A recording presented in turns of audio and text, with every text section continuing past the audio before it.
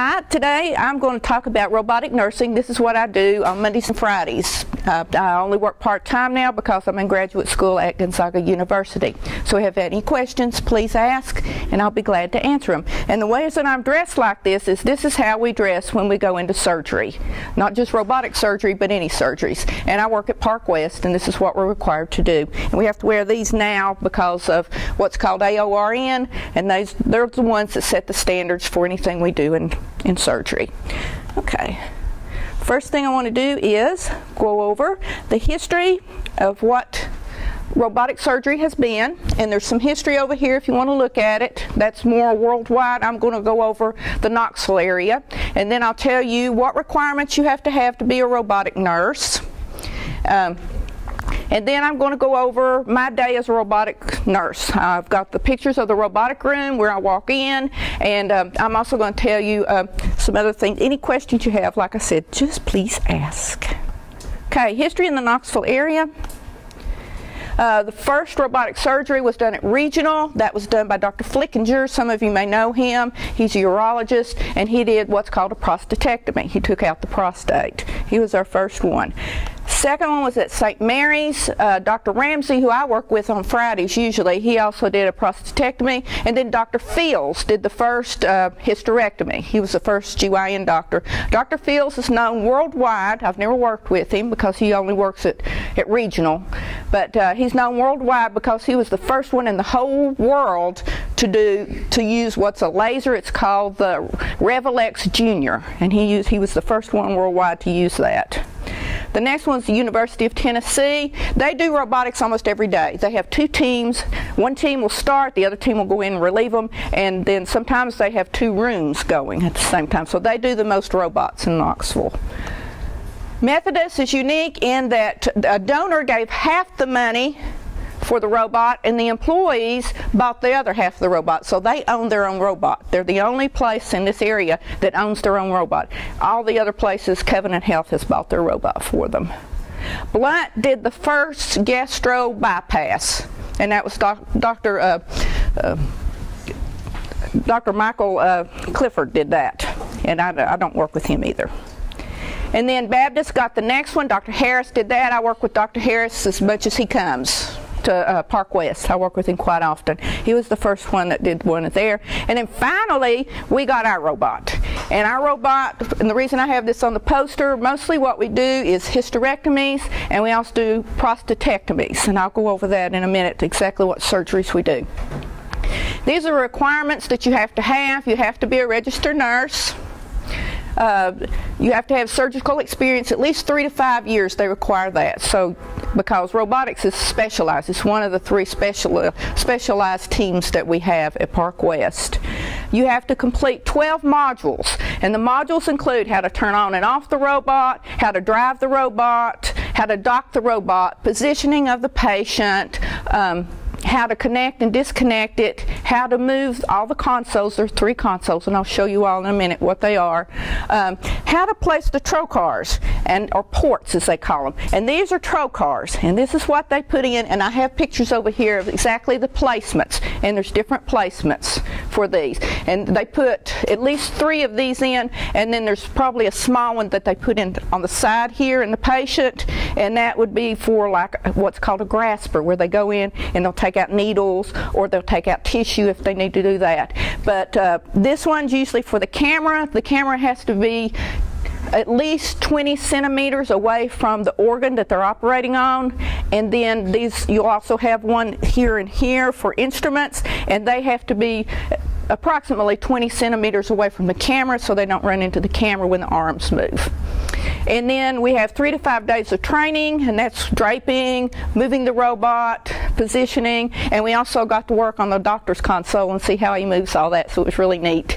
And then you have to have 5 surgeries with a preceptor, and that's usually the vendor comes in. Our vendor is Michael Lewis. He comes in and he's done all of us. And all of us nurses, the techs, the doctors, all have to have 5 robotic surgeries. Types of surgeries we do, this is hysterectomies and tubes and ovaries. We do that. I do a lot of those. I work with an oncology doctor, and he does a lot of those. Prostatectomies, which is taking out the prostate.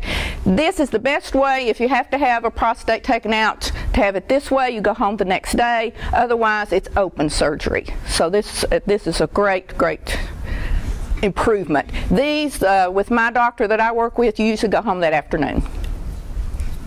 So that much improved.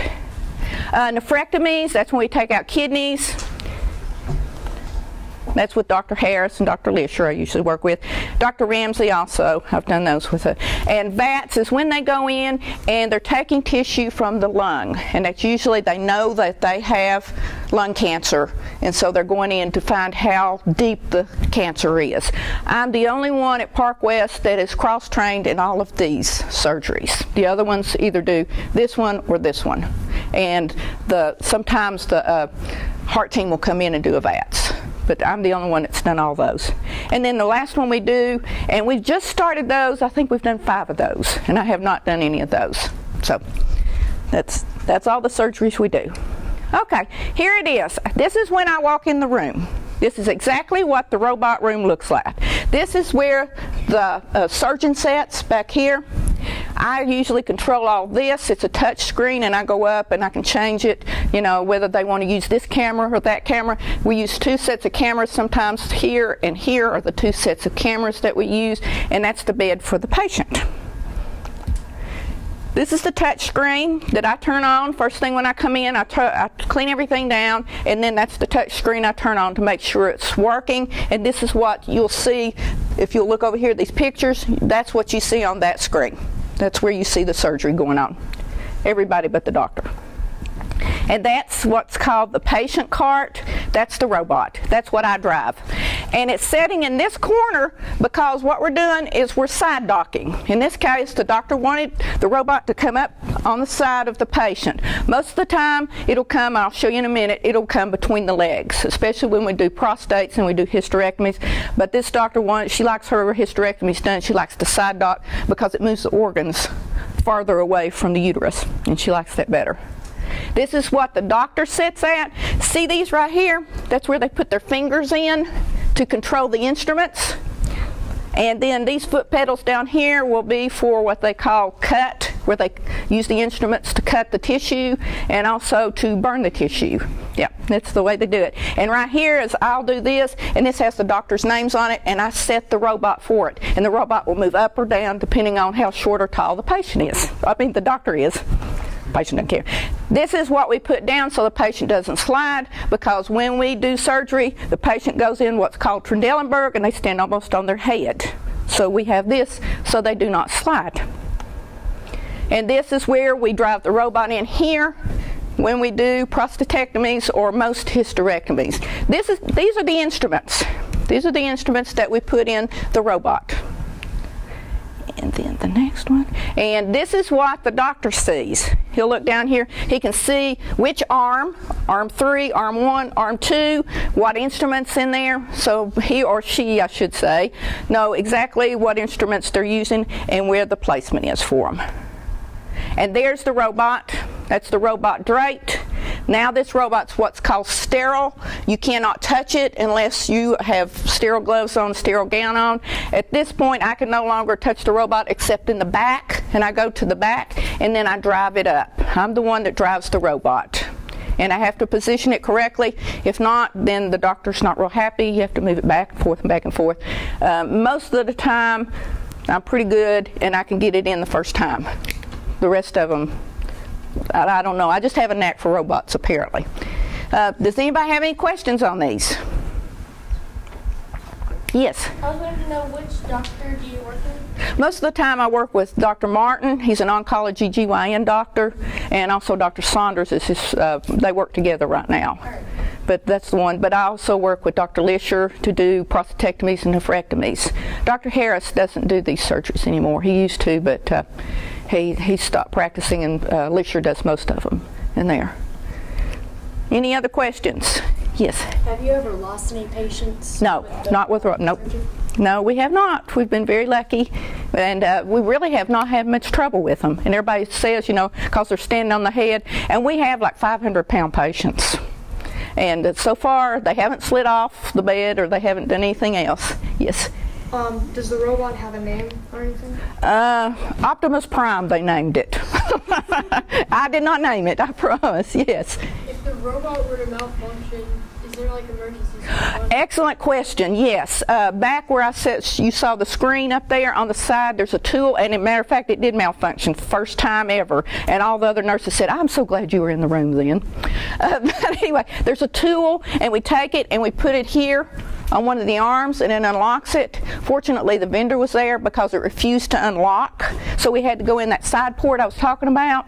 We were sewing. We had to go in the side port, take out the needle, try to get the arm, and then the arm would unfreeze, and then I had to drive the robot back. But yeah, the techs stand up there and they have to do, it's sterile, they have to use, there is a specific tool.